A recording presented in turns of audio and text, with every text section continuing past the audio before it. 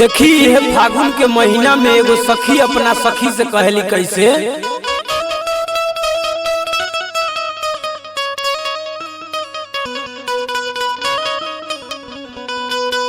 कबो छुए न हमारे समनमा के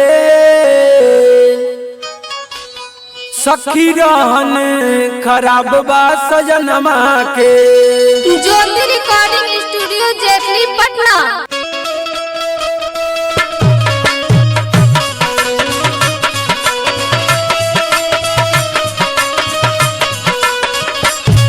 कबो छुए न हमर समनमा के सखी रहन खराब बा सजनमा के। कबो छुए न हमर समनमा के सखी रहन खराब बा सजनमा के। कबो छुए न हमर समनमा के सखी रहन खराब बा सजनमा के। कबो छुए न हमर समनमा के सखी रहन खराब बा सजनमा के। कबो छुए न हमर समनमा के सखी रहन खराब बा सजनमा के। कबो छुए न हमर समनमा के सखी रहन खराब बा सजनमा के। सखी रहन खराब बा सजनमा के।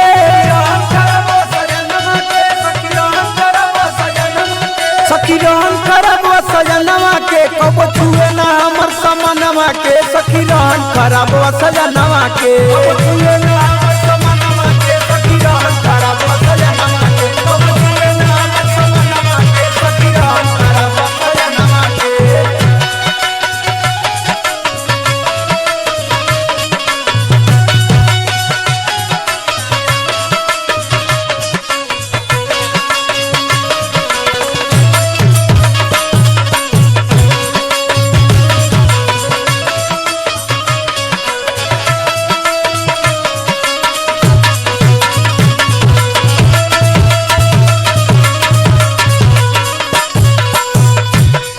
और का कहले भैया, सखी रे मुँह फेरी सुती रे जाला। सखी रे मुँह फेरी सुती रे जाला। सखी रे मुँह फेरी सुती रे जाला।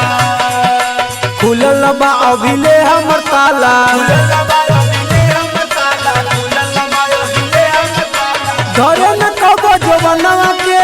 धरे न कबो जवनवा के। धरे न कबो जवनवा के। धरे न कबो जवनवा के सखी रहन खराब बा सजनमा के। कबो छुए न हमर समनमा के। कबो छुए न हमर समनमा के सखी रहन खराब बा सजनमा के। कबो छुए न हमर समनमा के सखी रहन खराब बा सजनमा के।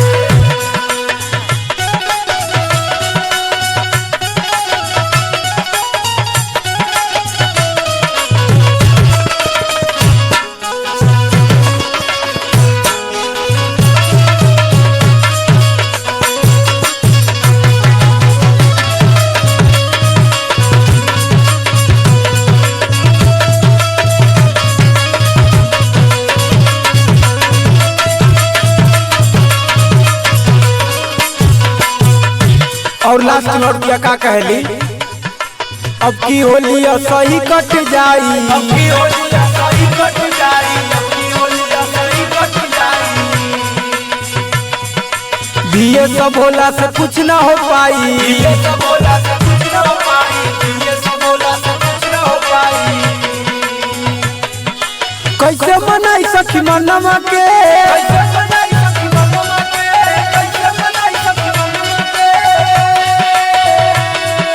कैसे मनाई सखी मनवा के सखी रहन खराब बा सजनमा के। कबो छुए न हमर समनमा के। कबो छुए न हमर समनमा के सखी रहन खराब बा सजनमा के। कबो छुए न हमर समनमा के सखी रहन खराब बा सजनमा के। सखी रहन खराब बा सजनमा के। कबो छुए न हमर समनमा के। सखी रहन खराब बा सजनमा के। कबो छुए न हमर समनमा के। सखी रहन खराब बा सजनमा के। कबो छुए न हमर समनमा के।